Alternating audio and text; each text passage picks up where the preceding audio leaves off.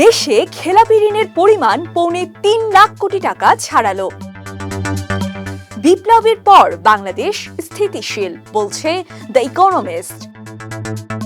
পাকিস্তান থেকে আসা জাহাজ দেখতে কৌতূহলী দর্শনার্থীদের ভিড়। সাদ ও জুবায়েরপন্থীদের মধ্যে দ্বন্দ্বে বিভক্ত হয়ে পড়েছে তাবলিগ জামাত। ক্রেডিট কার্ডে বাংলাদেশিদের খরচ কমেছে ভারতে, বেড়েছে যুক্তরাষ্ট্রে। আপাতত সহজ হচ্ছে না ঢাকা দিল্লি সম্পর্ক। রাতে প্রস্তুতি ম্যাচে মাঠে নামছে বাংলাদেশ।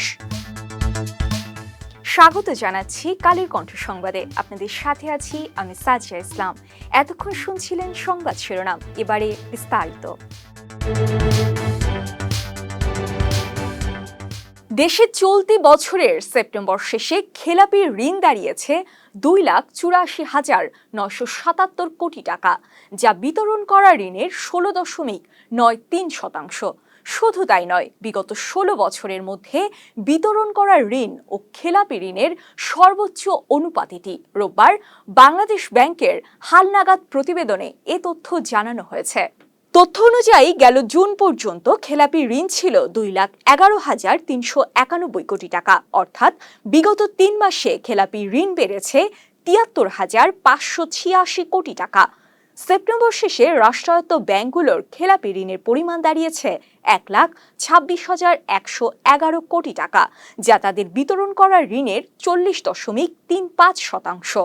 আর বেসরকারি ব্যাংকগুলোতে খেলাপি ঋণের পরিমাণ দাঁড়িয়েছে 1,49,806 কোটি টাকা, যা তাদের বিতরণ করা ঋণের 11.88%। অন্যদিকে বিদেশি ব্যাংকগুলোতে খেলাপি ঋণের পরিমাণ দাঁড়িয়েছে 3,245 কোটি টাকা, যা বিতরণ করা ঋণের 4.99%। এবং বিশেষায়িত ব্যাংকগুলোর খেলাপি ঋণের পরিমাণ 5,813 কোটি টাকা। আওয়ামী লীগ সরকারের উৎখাতের পর অধ্যাপক ডক্টর মোহাম্মদ ইউনূস এমন একটি সরকারের নেতৃত্ব দিচ্ছেন যার বৈধতা নির্ভর করে তার নৈতিক কর্তৃত্ব এবং জনপ্রিয়তার উপর। বাংলাদেশের বর্তমান অর্থনীতি, রাষ্ট্র ব্যবস্থা, নির্বাচন ইত্যাদি ইস্যুতে এক প্রতিবেদনে লন্ডনের বিখ্যাত দ্য ইকোনমিস্ট ম্যাগাজিন এসব কথা লিখেছে। বিস্তারিত ময়ূক ইসলামের প্রতিবেদনে। বাংলাদেশে যে বিপ্লব হয়েছে পূর্বের অনেক বিপ্লবের মতো তা খারাপভাবে শেষ হয়নি। আগস্টে ছাত্রদের নেতৃত্বে আওয়ামী লীগ সরকার উৎখাত হলে অন্তর্বর্তী সরকারের হাল ধরেন ক্ষুদ্র ঋণের প্রবক্তা ও শান্তিতে নোবেল বিজয়ী অধ্যাপক ডক্টর মোহাম্মদ ইউনূস।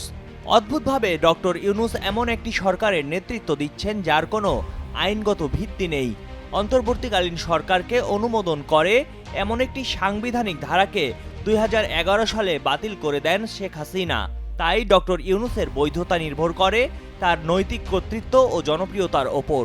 বাংলাদেশের বর্তমান অর্থনীতি, রাষ্ট্র ব্যবস্থা, নির্বাচন ইত্যাদি ইস্যুতে এক প্রতিবেদনে এসব কথা লিখেছে লন্ডনের বিখ্যাত দ্য ইকোনমিস্ট ম্যাগাজিন। সম্প্রতি প্রকাশিত ওই প্রতিবেদনে আরও বলা হয়, বাংলাদেশের অর্থনীতি এখন আর অবাধে পতনের মুখে নেই। জাতীয় প্রবৃদ্ধির শতকরা 5 ভাগই রেমিটেন্স, তা স্থিতিশীল হয়েছে। তবে সামনে বিশাল চ্যালেঞ্জও রয়েছে।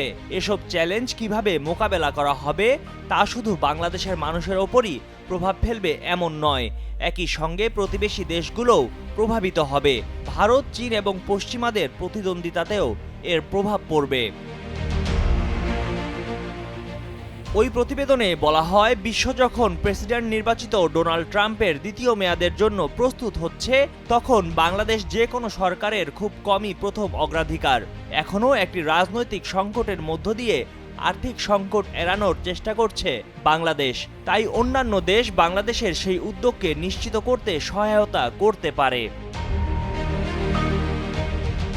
ইকোনমিস্ট বলছে, ডক্টর ইউনূসের সরকার পরিচালনার অভিজ্ঞতা নেই, তবে তার ওপর চাপ রয়েছে ছাত্রদের, চাপ রয়েছে রাজনৈতিক দলগুলোর। যেসব ছাত্র আন্দোলনকারী ডক্টর ইউনূসের ক্ষমতায় আসার পালে হাওয়া দিয়েছে, তারাই তার কাছে ক্রমবর্ধমান আকারে বড় বড় সব দাবি রাখছে।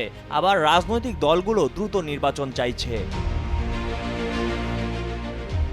আইনি এবং নির্বাচনী সংস্কারের জন্য কেন আরও সময় লাগবে তা ব্যাখ্যা করার জন্য বর্তমান সরকারকে আরও কিছু করতে হবে।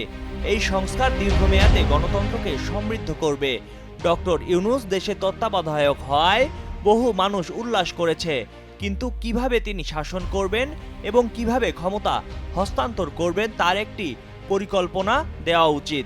এক্ষেত্রে অনেক দেরি হয়ে গেলে বাংলাদেশের বিপ্লব অন্ধকারাচ্ছন্ন হয়ে পড়তে পারে বলেও ওই প্রতিবেদনে উল্লেখ করা হয়। ময়ূখ ইসলাম, কালের কণ্ঠ। বাংলাদেশের স্বাধীনতার পর প্রথমবারের মতো পাকিস্তানের করাচি থেকে কন্টেইনার বহনকারী জাহাজ সরাসরি এসে ভিড়েছে চট্টগ্রাম বন্দরে। গেল কয়েকদিন ধরে এ নিয়ে সামাজিক মাধ্যম এবং গণমাধ্যমে বেশ আগ্রহ তৈরি হয়েছে। কেন এত বছর পর বাংলাদেশে পাকিস্তান থেকে বহনকারী জাহাজ এসে ভিড়ল তা নিয়েও মানুষের কৌতূহল কমছেই না। বিস্তারিত মাজাহারুল আলমের প্রতিবেদনে। বাংলাদেশের স্বাধীনতার পর প্রথমবারের মতো পাকিস্তানের করাচি থেকে কন্টেইনার বহনকারী জাহাজ সরাসরি এসে ভিড়েছে চট্টগ্রাম বন্দরে। গেল কয়েকদিন ধরে এ নিয়ে সামাজিক মাধ্যম ও গণমাধ্যমে বেশ আগ্রহ তৈরি হয়েছে। অনেকেই ধারণা করেছেন জাহাজটিতে করে অস্ত্র গোলাবারুদ আনা হয়েছে। আসলে ঠিক তার উল্টো ঘটনা ঘটেছে। জাহাজে করে কোনো অস্ত্র গোলাবারুদ আনা হয়নি। তাহলে এত বছর পর বাংলাদেশে পাকিস্তান থেকে কন্টেইনারবাহী জাহাজ কেন এলো? ওই কন্টেইনারগুলোতে কি আনা হয়েছে তা নিয়েও মানুষের কৌতূহল কমছেই না। করাচি থেকে আসা জাহাজের কন্টেইনারে আছে ফেব্রিক্স, চুনাপাথর, সোডা অ্যাশ, পেঁয়াজ, ম্যাগনেসিয়াম কার্বনেট, ডলোমাইট। চট্টগ্রাম বন্দর কর্তৃপক্ষ সূত্রে এসব তথ্য জানা গেছে। দুবাই টু চট্টগ্রাম রুট ধরে আসা জাহাজটির পরবর্তী গন্তব্য ইন্দোনেশিয়া। নতুন এই সার্ভিসটি চালু করেছে দুবাই ভিত্তিক একটি প্রতিষ্ঠান। ওই জাহাজটি গত 13ই নভেম্বর চট্টগ্রাম বন্দরে এসে ভিড়েছিল। চট্টগ্রাম বন্দর কর্তৃপক্ষ জানিয়েছে পণ্য খালাস হয়ে গেলে পরদিনই জাহাজটি বন্দর ত্যাগ করেছে। কাস্টমস কর্মকর্তারা জানিয়েছেন 115 কন্টেইনারে রয়েছে সোডা অ্যাশ, 46টি কন্টেইনারে আছে ডলোমাইট। তবে বেশিরভাগই টেক্সটাইল শিল্পের কাঁচামাল, কাঁচ শিল্পের কাঁচামাল, গাড়ির যন্ত্রাংশ, রং, কাঁচামাল, কাপড়। 42টি কন্টেইনারে রয়েছে পেঁয়াজ, 14টি কন্টেইনারে আলু আছে। এসব পণ্য আমদানি করেছে বাংলাদেশের আজিক গ্লাস কারখানা, Pacific jeans, square pharmaceuticals limited, Nasir glass, X ceramics, Hafiz corporation, MR trading সহ বেশ কিছু প্রতিষ্ঠান। সংশ্লিষ্টরা বলছেন সবগুলো কন্টেইনার করাচি থেকে জাহাজে লোড হয়নি। কিছু কন্টেইনার দুবাই থেকে জাহাজটিতে লোড করে বাংলাদেশে আনা হয়েছে। পাকিস্তান থেকে জাহাজে লোড হয়েছে 297টি কন্টেইনার, বাকিগুলো লোড হয়েছে দুবাই থেকে। সংযুক্ত আরব আমিরাত থেকে এসেছে খেজুর, marble clock, copper wire, gypsum, লোহার টুকরো। একটি কন্টেইনারে অ্যালকোহল জাতীয় পণ্য রয়েছে। বাংলাদেশ মার্চেন্ট ম্যারিন অফিসার্স অ্যাসোসিয়েশনের সভাপতি ক্যাপ্টেন আনাম চৌধুরী বলছেন পাকিস্তান থেকে খোলাভাবে পণ্য আগেও আসতো, এখনও আসে। সেগুলো তৃতীয় দেশের বন্দরে নামানোর পর জাহাজ বদল করে বাংলাদেশে আসে। পাকিস্তান থেকে সরাসরি কন্টেইনারে করে এই প্রথম এসেছে। এগুলো সিলড উইথ কার্গো, মানে এগুলো মালপত্র বোঝায়। তিনি আরও বলেন কন্টেইনারে কি আছে তা কেবল এজেন্ট এবং কাস্টমস জানবে। তবে তিনি এও জানান কন্টেইনারে সাধারণত ব্র্যান্ড নিউ গাড়ি থেকে শুরু করে ইকুইপমেন্ট সব আসে। এখানে কোনো রেস্ট্রিকশন নাই, শুধু কন্টেইনারের সাইজে রেস্ট্রিকশন রয়েছে। মাজহারুল আলম, কালের কণ্ঠ। মাওলানা সাদ ও জুবায়েরপন্থীদের মধ্যে দ্বন্দ্ব এখন চরমে। তাবলিগ জামাতের এই বিভক্তিকে গভীরভাবে পর্যালোচনা করলে দেখা যায় যে এই দ্বন্দ্বের মূল কারণকে আদর্শিক একটি জায়গা থেকে দেখা যায়। মাওলানা সাদের সাম্প্রতিক কিছু বক্তব্যকে ঘিরেই শুরু হয় এই দ্বন্দ্ব, এমনটাই মনে করছেন অনেকে, যে কারণে দুভাগে বিভক্ত হয়ে গেছে তাবলিগ জামাত। মাজাহারুল আলমের আরেকটি প্রতিবেদন।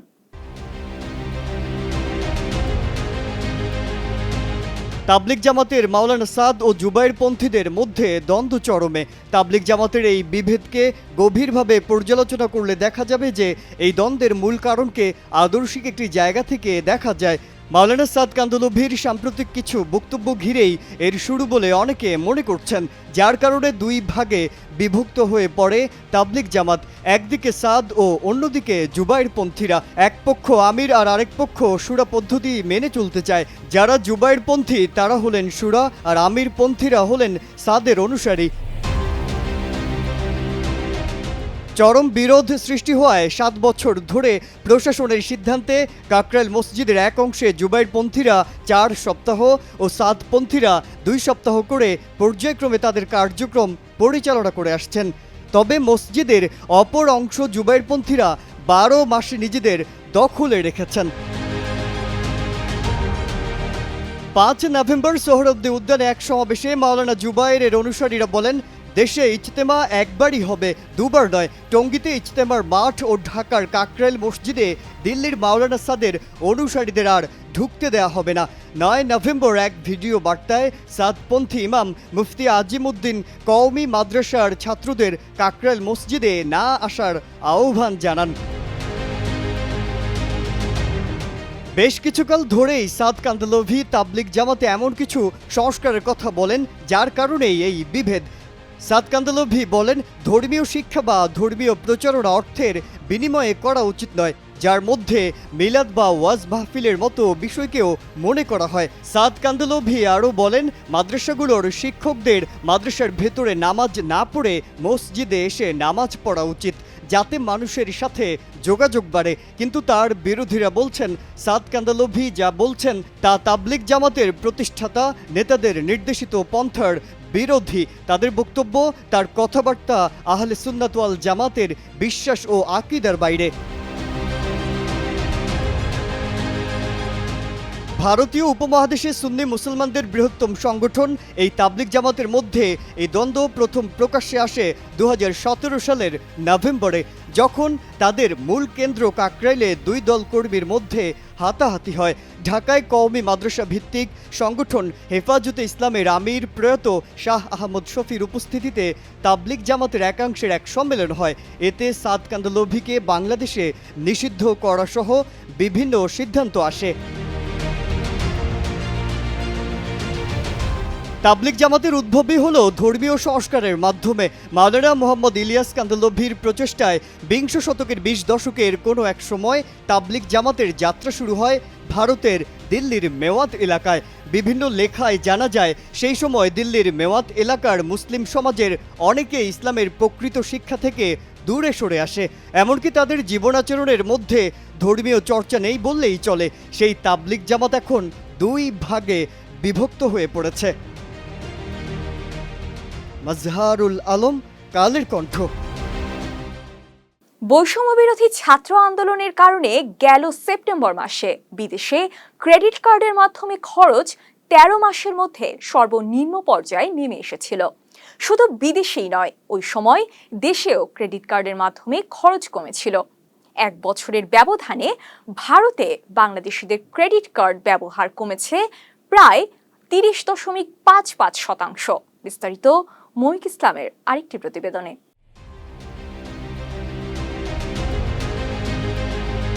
বৈষম্য বিরোধী ছাত্র আন্দোলনের কারণে গত সেপ্টেম্বর মাসে বিদেশে ক্রেডিট কার্ডের মাধ্যমে খরচ 13 মাসের মধ্যে সর্বনিম্ন পর্যায়ে নেমে এসেছিল।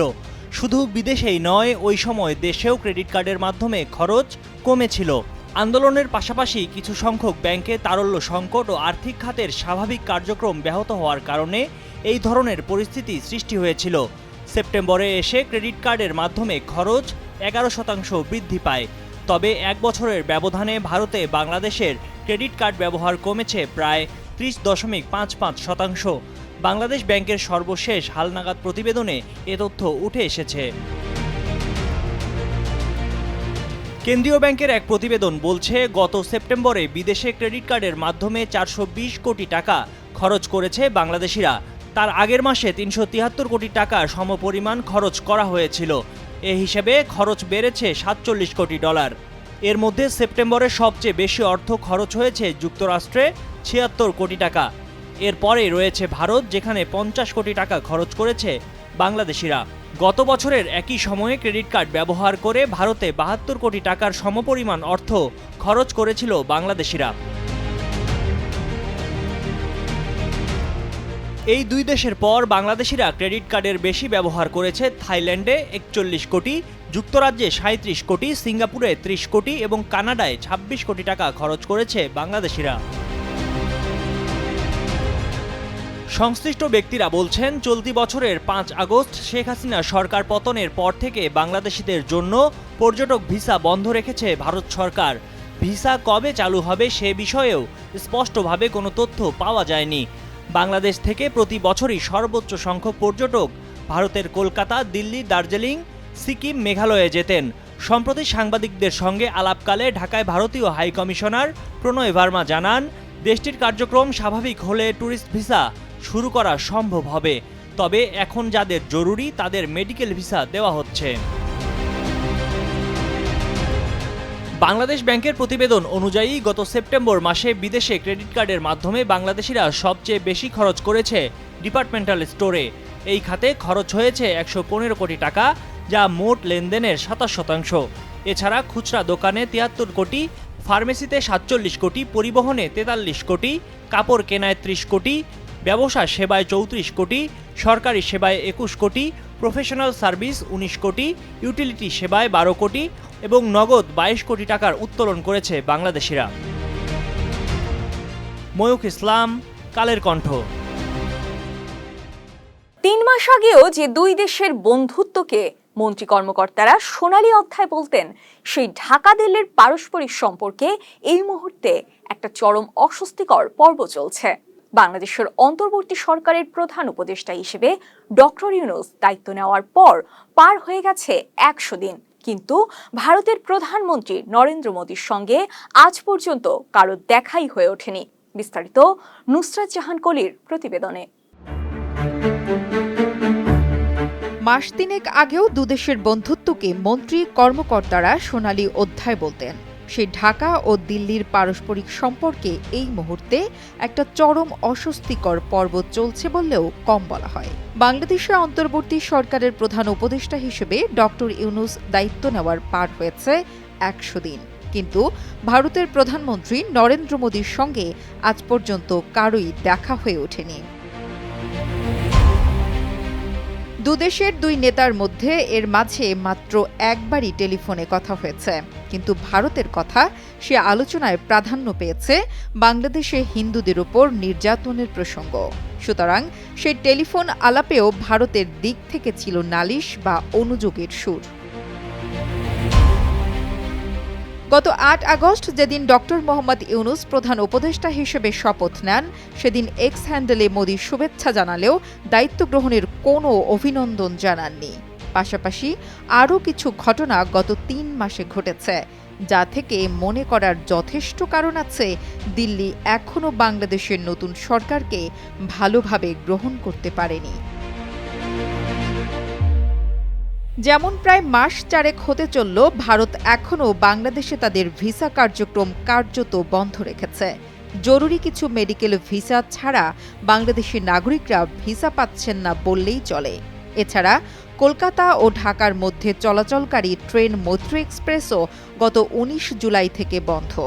একই হাল খুলনা কলকাতা বন্ধন এক্সপ্রেস বা ঢাকা শিলিগুড়ি মিতালি এক্সপ্রেসেরও, যদিও বেশ কিছুদিন বিরতির পর দুদেশের মধ্যে পণ্যবাহী ট্রেন চলাচল শুরু হয়েছে।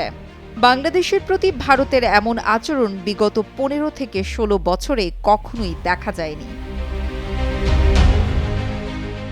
এই মুহূর্তে ভারত ও বাংলাদেশ সরকারের সম্পর্কের মধ্যে আরেকটি খুব বড় অস্বস্তির ব্যাপার হল ভারতের মাটিতে শেখ হাসিনার উপস্থিতি।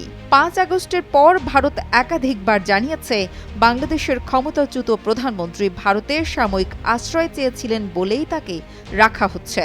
ফলে ধরেই নেওয়া যেতে পারে শেখ হাসিনা যতদিন ভারত থাকছেন ততদিন ঢাকা ও দিল্লির মধ্যকার কূটনৈতিক সম্পর্কটা স্বাভাবিক হওয়া খুবই কঠিন।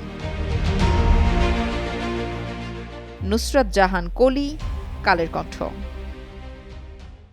২ ম্যাচের টেস্ট সিরিজ খেলতে এখন ওয়েস্ট ইন্ডিজে আছেন বাংলাদেশের টেস্ট দলের ক্রিকেটাররা। ২২ নভেম্বর সিরিজের প্রথম ম্যাচে মাঠে নামবে টাইগাররা। তবে তার আগে ক্যারিবিয়ানদের বিপক্ষে একটি প্রস্তুতি ম্যাচ খেলবে সফরকারীরা। রোববার অ্যান্টিগার কুলিস ক্রিকেট গ্রাউন্ডে উইন্ডিজ নির্বাচিত একাদশের বিপক্ষে 2 দিনের প্রস্তুতি ম্যাচ খেলতে মাঠে নেমেছে টাইগাররা। এবারের ওয়েস্ট ইন্ডিজ সফরে 2 ম্যাচের টেস্ট, 3 ম্যাচের ওয়ানডে ও টি-20 সিরিজ খেলবে বাংলাদেশ। দলের 2 সেরা ব্যাটার মুশফিকুর রহিম ও নিয়মিত অধিনায়ক নাজমুল হোসেন শান্তকে ছাড়াই টেস্ট সিরিজে খেলতে নামবে সফরকারীরা। 2022 সালে সবশেষ ওয়েস্ট ইন্ডিজ সিরিজে 2 ম্যাচের টেস্ট, 3 ম্যাচের টি-20 ও ওয়ানডে সিরিজ খেলেছিল বাংলাদেশ। আজকের কালের কণ্ঠ সংবাদ এ পর্যন্তই। কালের কণ্ঠের সবশেষ সংবাদ পড়তে ভিজিট করুন www.কালেরকণ্ঠ.com। ফেসবুকে সংবাদের ভিডিও ও অনুষ্ঠান দেখতে ভিজিট করুন facebook.com/কালেরকণ্ঠ এবং facebook.com/কালেরকণ্ঠ ডিজিটালে। আর ইউটিউবে সব ভিডিও স্টোরি দেখুন আমাদের ইউটিউব চ্যানেল কালের কণ্ঠ এবং কালের কণ্ঠ ডিজিটালে। সাথে থাকার জন্য ধন্যবাদ।